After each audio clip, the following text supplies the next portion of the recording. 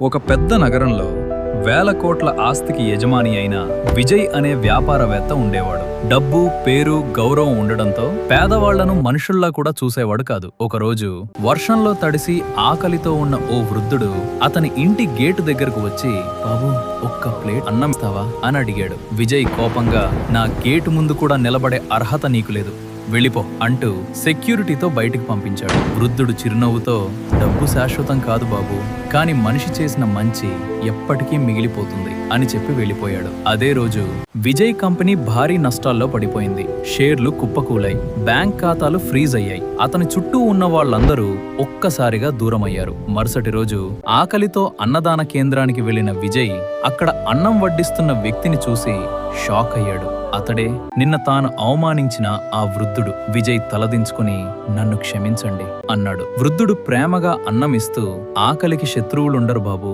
క్షమించడం నేర్చుకుంటే జీవితం మళ్లీ నిన్ను గెలిపిస్తుంది అన్నాడు. ఆ రోజు విజయ్ తన డబ్బును కాదు, తన అహంకారాన్ని కోల్పోయాడు. గుర్తుంచుకోండి, డబ్బు ఎప్పుడైనా పోవచ్చు, కానీ మనిషికిచ్చిన గౌరవం జీవితాంతం మీతోనే ఉంటుంది. ఈ కథ నచ్చితే లైక్ చేసి షేర్ చేయండి. కామెంట్లో అహంకారం కాదు, మానవత్వమే గొప్పది అని రాయండి. ఇలాంటి హార్ట్ టచింగ్ తెలుగు షార్ట్స్ కోసం మన ఛానల్ను సబ్స్క్రైబ్ చేయండి.